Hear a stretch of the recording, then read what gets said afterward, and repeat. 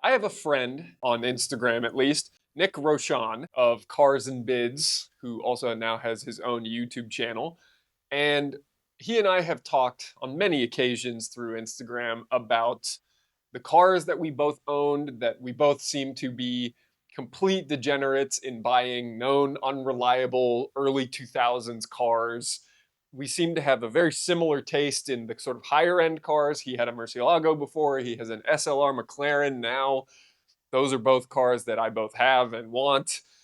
And I reached out to him a couple of weeks ago to try and buy his P38 Range Rover that he got for free. And I lowballed him, as is customary, and as he does on Marketplace all the time, at $3,000. And he turned me down. And in that conversation, it was clear that he disclosed a lot of problems that it still had, including a persistent check engine light.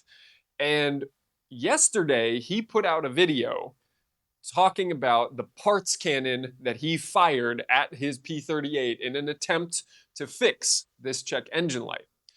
And I watched the video this morning.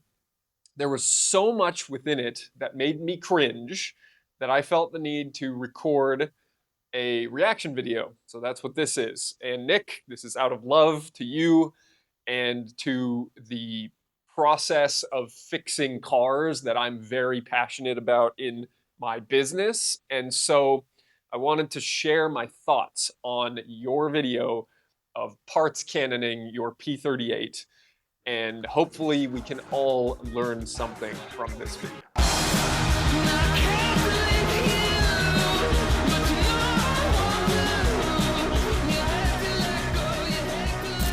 All right, I'm gonna hit play now.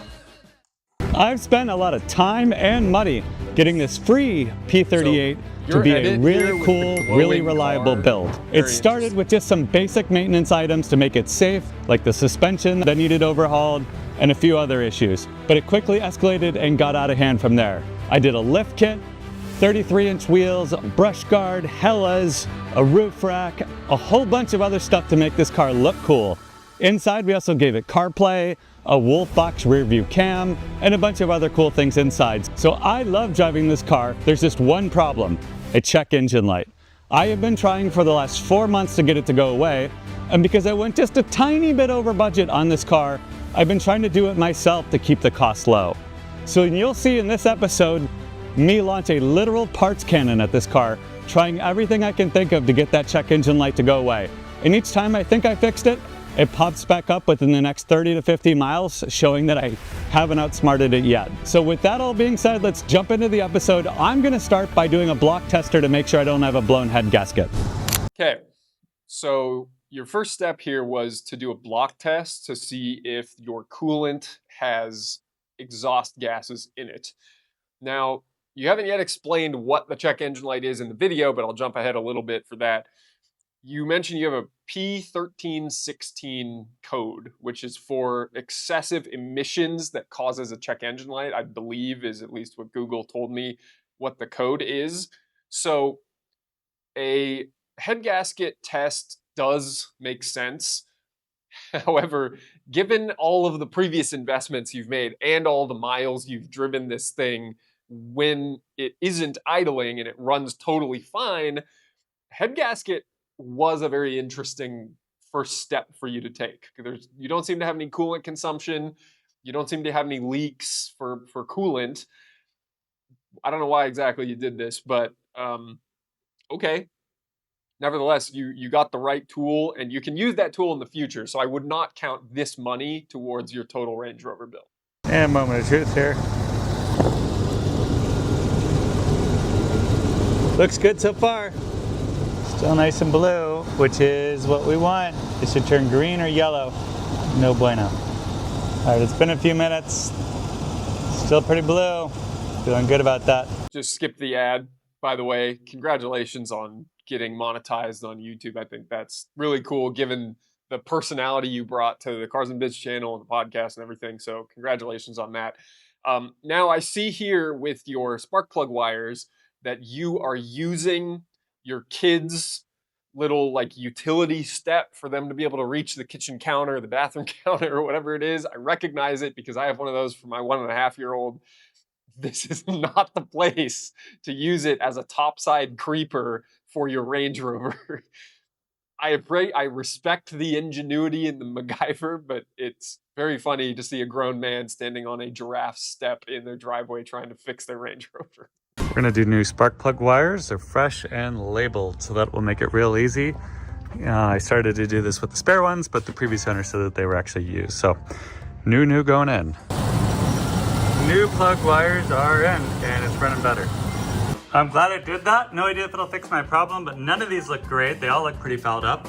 Some of them, let's see if you can tell, are a regular standard stock plug socket, and some of them were 21 millimeters, so they didn't match. Like, they're not the same part number, and I don't know if that matches yet. We got RN11YC, and then this part number, and then this is what Rover Parts recommend. I do appreciate this camera work here, showing us your cowboy boots and your watch, while also trying to show us the mismatched spark plugs.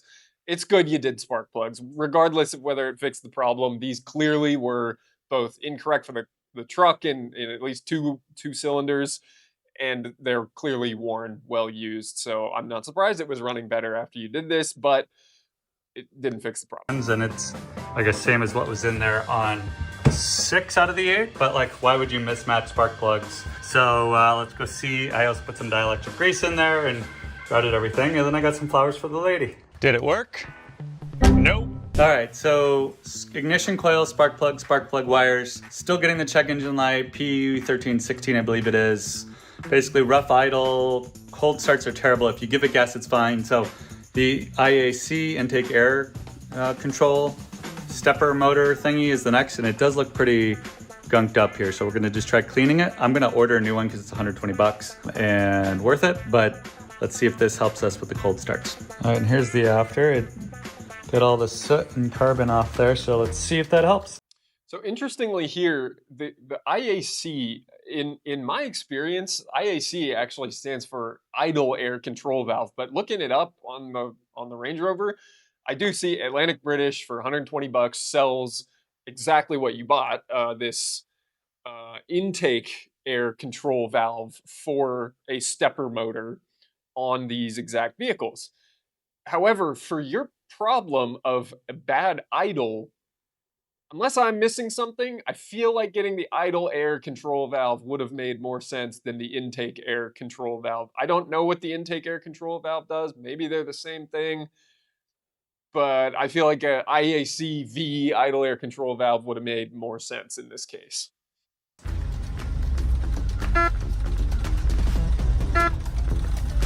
Bit stumbly here.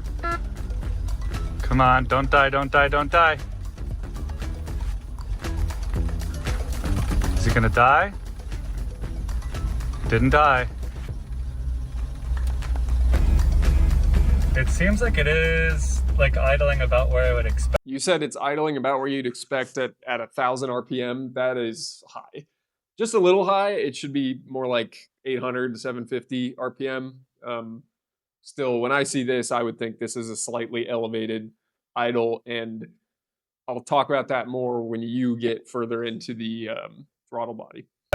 Let's see in the Autel how the short-term and long-term fuel trim looks, as well as the throttle position sensor. But after that initial stumble, it maybe is a little better. All right. Also, you mentioned you have an Autel. I don't know what Autel. You didn't show it in the video at all, but if it's any sort of decent Autel scan tool, you have so much data available in there that you were looking at some of the good stuff there, and maybe you don't have, I'm not familiar with all the different tiers of Autel scan tools, but they are super valuable. I think you could have shortcut this problem if you'd spent a little more time poking around in there. Again, I don't know exactly what all options you have, but that, in my experience, is a super easy way to make diagnostics possible, like from the driver's seat with an OBD scan tool plugged in. You don't even need to be buying parts, looking under the hood, anything. You can figure out so much with a scan tool. Check engine light came back, but I think I probably got to clear that one now that I've got it to relearn a little bit. Did it work? Nope. All right, so using ChatGPT to try to fix this check engine light has been both a blessing and a curse. So what about ChatGPT has been a blessing in this whole thing, considering you've not fixed the car? Anyways. It's a blessing in that it gives you hints and ideas of where to check. So hints and ideas that have been misleading and caused you to waste a lot of money. Cold start, the RPMs drop, the engine kind of stalls out, like it runs fine otherwise. So ChatGPT, as I think most humans would say, okay, well that sounds like maybe it's the IAC, that it's not getting good reading, so take that out, clean it, and when I did that, as you can see here in the video, it was all covered in schmutz. So it's like, yeah, that makes sense. It's definitely not right. It definitely needs clean, throttle body and the MAF while I was at it. So all that added up, it made sense. I don't think ChatGPT was hallucinating. That's probably a good place to start. It didn't fix it, so I figured, new IAC is $100, let's do that. Great. Put it in, still having the same issue, maybe slightly better, because it didn't hurt, but it certainly wasn't the root cause. Okay, all right, ChatGPT, what next? Well, it looked at my Autel readings and said, oh, your fuel pressure, like it's cutting back the max value right at cold start. That's not right. So because the fuel pressure is wrong, it must be the fuel pressure regulator, right? Wrong. Nick, your fuel is controlled by your engine control module, which is taking in all different kind of inputs to then tell your fuel pressure regulator what to do. So that was a pretty ridiculous jump to conclusion by ChatGPT, and I am sorry that you were a victim of that. I took it off, replaced it with a new one, which was a pain in the butt. It's all the way in the back of the engine. It's only 2 bolts, but the second bolt, of course, is impossible to get to. Once again, really no difference, maybe slightly better delivery. Like, I'm sure it doesn't hurt to replace a 180,000 mile fuel regulator, but again, sort of another $100 wasted. Not the end of the world. Now, ChatGPT says it is certain that the problem is this little guy. And what is this little guy, you might ask? I've already forgotten myself, but I'm sure it's important. Actually, I know what it is. It's a throttle position sensor, TPS. So with certainty, you spent $300 on this throttle position sensor. And again, your throttle is fine when you're not at idle. And so that doesn't make a lot of sense either, because a throttle position sensor would cause a potentially erratic throttle behavior throughout the throttle range.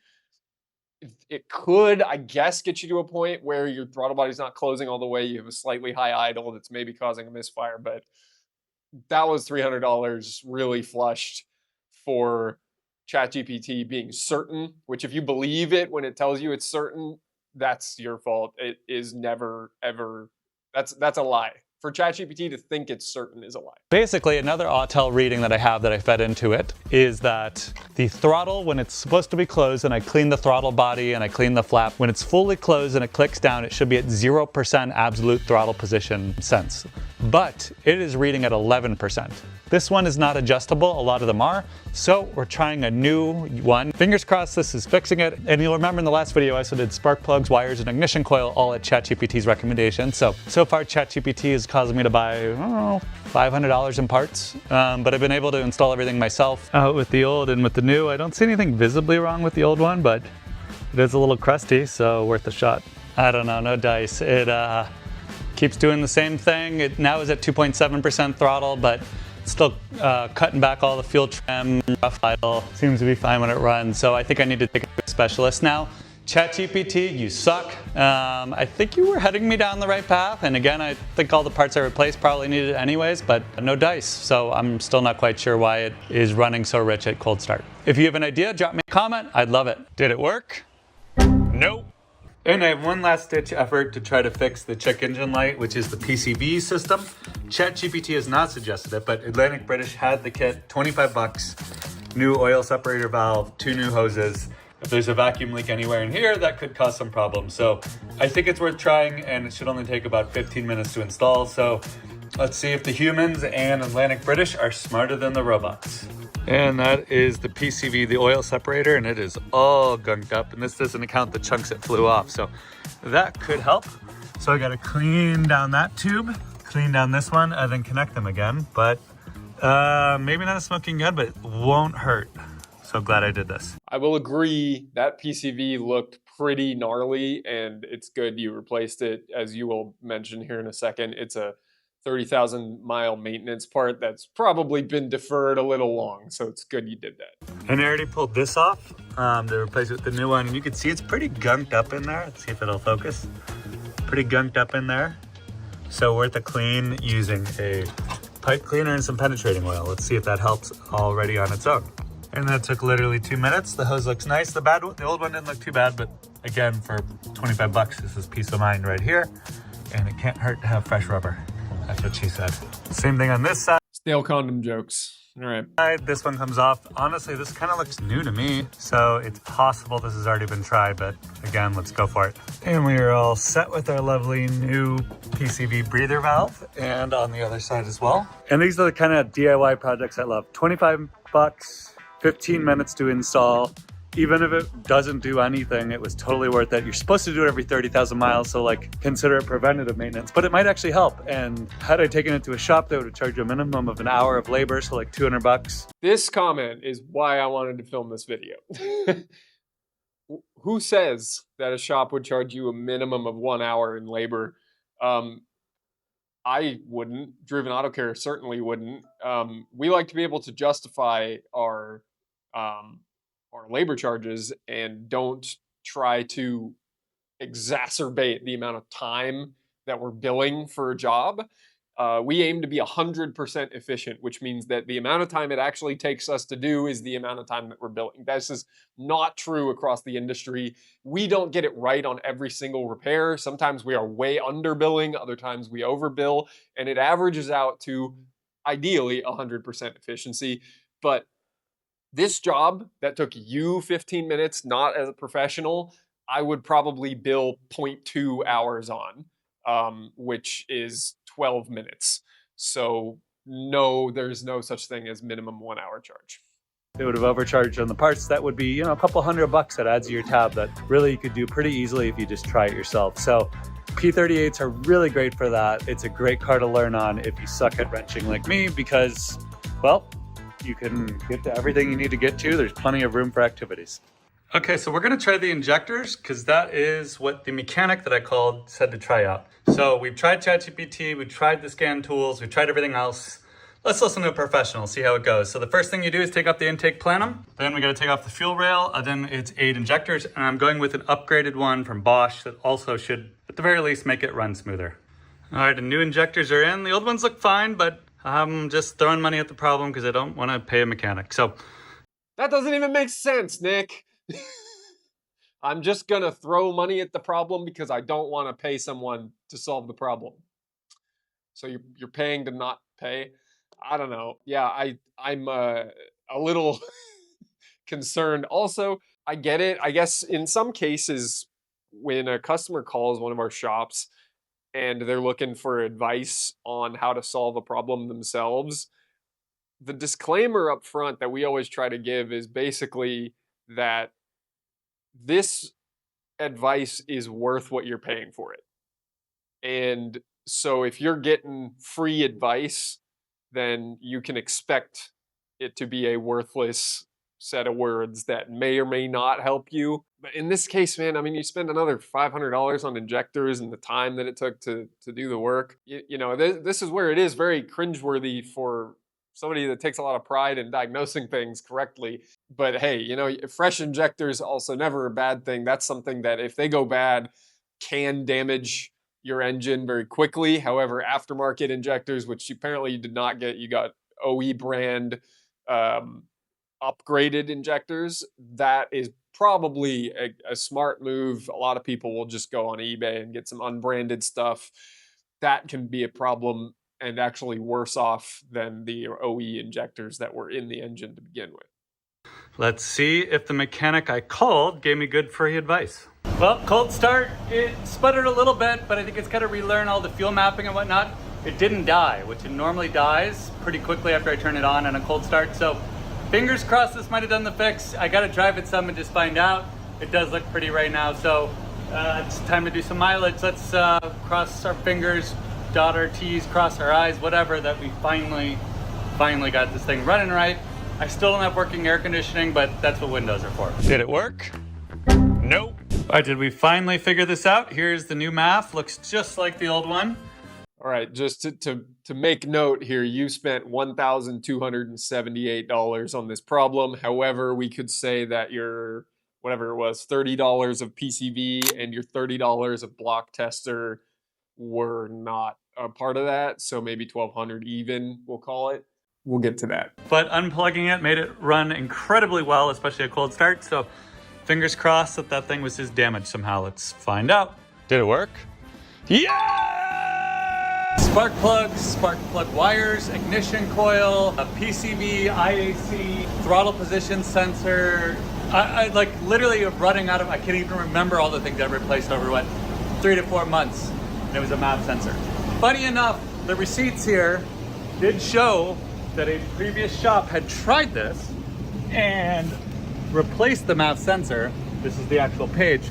And that's why, in part, I ruled that out and just thought, okay, it must not be that, but it fixed, it works. I'm gonna clear the check engine light, drive this enough, and maybe I can even get this smogged and Cali legal, baby. So mass airflow sensor seems to be what fixed it. Mass airflow sensors are a known problem part in the aftermarket here, where even brand new things in the box are broken because they're just a very finely tuned instrument. They require very precise engineering and design and programming within a mass airflow sensor. And frankly, it's hard for these aftermarket manufacturers to get right all the time, especially at high scale production. It's possible you got one bad out of the box. It's possible that the shop that said they replaced it never replaced it. Maybe that was on purpose. Maybe it was an accident. You don't really know. Assuming that this stopped the sputtering from cold start problem, awesome. You spent 4 months and $1,300, and I get the feeling it would have been less had you gone to a shop. Like a lot less.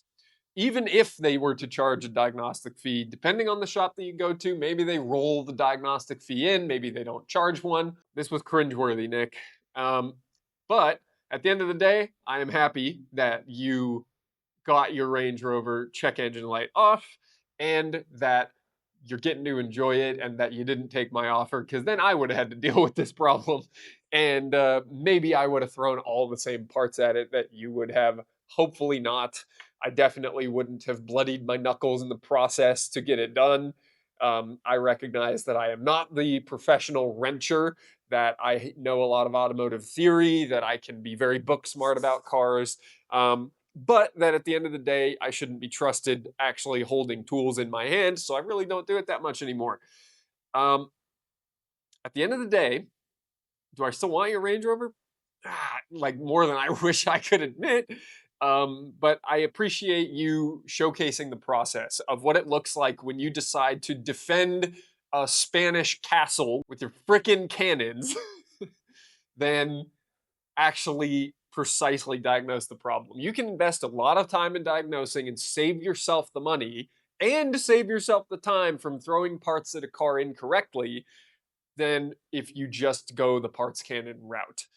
This is coming from a guy who, prior to owning repair shops, I DIY PartsCannon cars. I remember my Acura TL transmission was going bad. I had balanced tires. I swapped wheels. I replaced axles.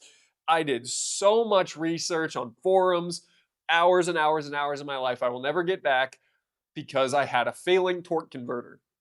However, now I know that what that failing torque converter feels like. And because I know that, I can help others. And I can get into a car, I can feel this shuddering sensation at acceleration at medium speeds. It's probably a torque converter failing. It could be other things. We're not going to rule those out right away. But experience is an incredible teacher. And when you're able to accurately diagnose things because you take the time to read all of the data, read all of the inputs that the car is telling you about, inspect things visually before you spend any money on parts, that goes such a long way. And that is something we're very passionate about at DrivenAutoCare, is accurate diagnostics the first time. You do not pay for things that don't fix your car at DrivenAutoCare. Yes, I'm making this an advertisement. Thank you very much for watching, and stay driven.